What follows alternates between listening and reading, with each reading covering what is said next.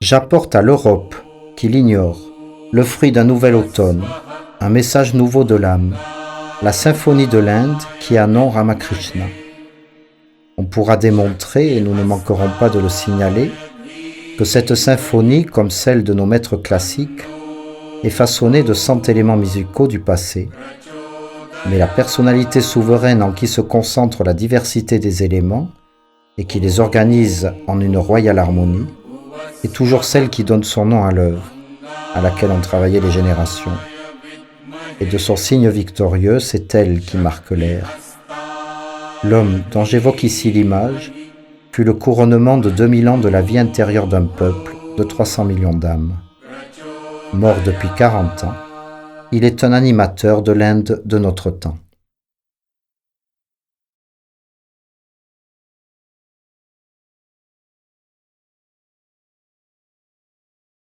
Quand le scepticisme avait atteint son apogée, le moment était venu pour la spiritualité de s'affirmer et d'établir la réalité du monde en tant que manifestation de l'esprit, comme les magnifiques possibilités de l'homme ou la béatitude ineffable de Dieu.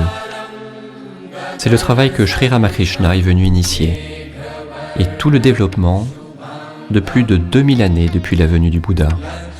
Cela a été une préparation pour l'harmonisation des enseignements spirituels et l'expérience de l'avatar de Dakshinesvar.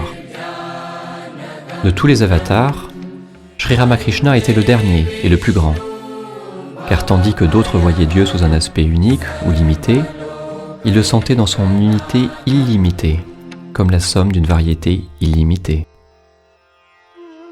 En lui, les expériences spirituelles des millions de saints qui l'avaient précédé ont été renouvelées et unifiées. Sri Ramakrishna a donné à l'Inde le message ultime de l'hindouisme au monde. Une nouvelle ère commence à sa naissance.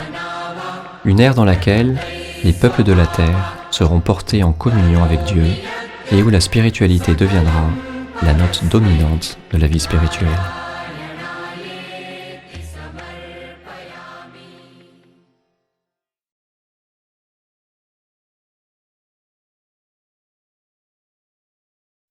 La religion n'est pas seulement une question intellectuelle, c'est quelque chose qui doit être expérimenté et vécu, et c'est le domaine dans lequel Sri Ramakrishna a manifesté sa singularité. Il a successivement pratiqué presque toutes les formes de religion et de philosophie indienne, et il a poursuivi par la pratique de l'islam et du christianisme. Ses expériences et ses activités religieuses étaient en fait complètes, à un degré qui n'avait peut-être jamais été atteint par aucun autre génie religieux en Inde ou ailleurs. Sa dévotion à Dieu dans la forme personnelle de la Grande Mère ne l'empêcha pas d'atteindre l'état de conscience sans contenu, une union absolue avec l'absolue réalité spirituelle. Sri Ramakrishna est apparu et a délivré son message à l'époque et à l'endroit où lui et son message étaient nécessaires. Ce message aurait difficilement pu être délivré par quelqu'un qui n'aurait pas été élevé dans la tradition religieuse hindoue. Sri Ramakrishna est né au Bengale en 1836. Il est né dans un monde qui, de son vivant, a été pour la première fois littéralement uni.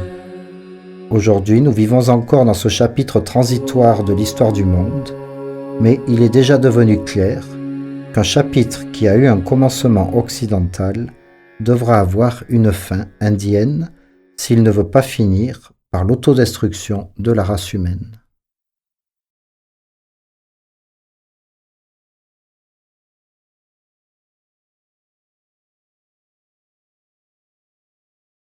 Sri Ramakrishna a été l'un des plus grands adeptes spirituels récents de l'Inde, incarnant activement la profonde tradition de pluralité de ce pays. En assimilant les pratiques spirituelles et les coutumes de religions différentes dans sa pratique personnelle, il a présenté un puissant exemple de respect des autres traditions, tout en conservant une fidélité profonde à la sienne. Sa vie totalement pure et bien documentée demeure un guide et une inspiration pour des millions sur leur chemin spirituel.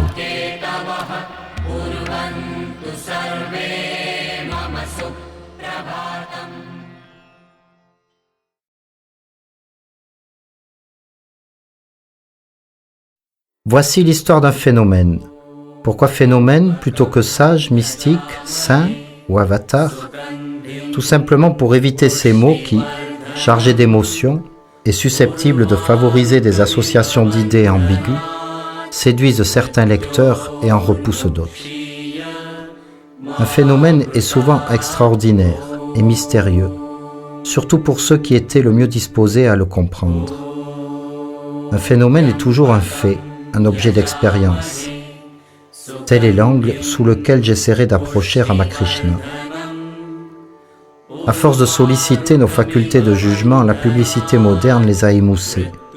Chaque produit, que ce soit un objet ou une personne, est proclamé le meilleur par son promoteur. Aussi, désireux d'éviter toute surenchère, je me bornerai à dire ceci. Ramakrishna, ayant vécu à une époque relativement récente, ses faits et gestes nous sont connus grâce à de nombreux documents historiques. En cela, sa vie est plus facile à retracer que celle de ses lointains prédécesseurs. Ici, point n'est besoin de s'appuyer sur des manuscrits fragmentaires, émaillés de gloses suspectes, des témoignages douteux, des légendes pieuses. Libre au lecteur de décider ce que Ramakrishna fut ou ne fut pas. Du moins, sa décision sera-t-elle fondée sur des paroles et des actions dûment authentifiées. Étant moi-même un fidèle de Sri Ramakrishna, je crois, ou du moins je suis fortement enclin à croire, avec ses disciples, qu'il était une incarnation de Dieu sur terre. Néanmoins, je n'ai pas écrit ce livre à l'intention des croyants ou incroyants confirmés. Le lecteur auquel j'espère m'adresser est toujours à l'affût d'un phénomène. Il ne craint pas la rencontre avec le merveilleux.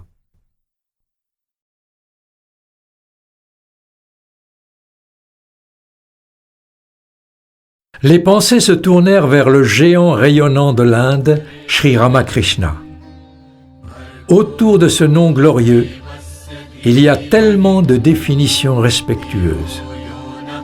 Sri, Bhagavan, Paramahamsa, toutes les meilleures offrandes à travers lesquelles les gens souhaitent exprimer leur estime et leur respect.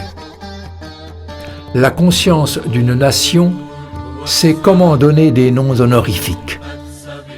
Et après tout, au-dessus de tous les titres les plus vénérables, il reste pour le monde entier le grand nom, Ramakrishna. Le nom personnel a déjà changé en un grand concept international, universel. Dans toutes les parties du monde, le nom de Ramakrishna est vénéré. De même est vénéré Swami Vivekananda, qui symbolise le vrai disciple. Les noms de Ramakrishna, Vivekananda et du glorieux groupe de leurs compagnons restent sur les pages les plus remarquables de l'histoire de la culture spirituelle de l'Inde. La profondeur étonnante de la pensée, ce qui est caractéristique de l'Inde, la belle relation de gourou et Chela, rappellent au monde entier les idéaux fondamentaux. Les âges passent, des civilisations entières changent, mais le gourou et le Chela restent dans la même relation spirituelle qui a été établie depuis l'Antiquité en Inde.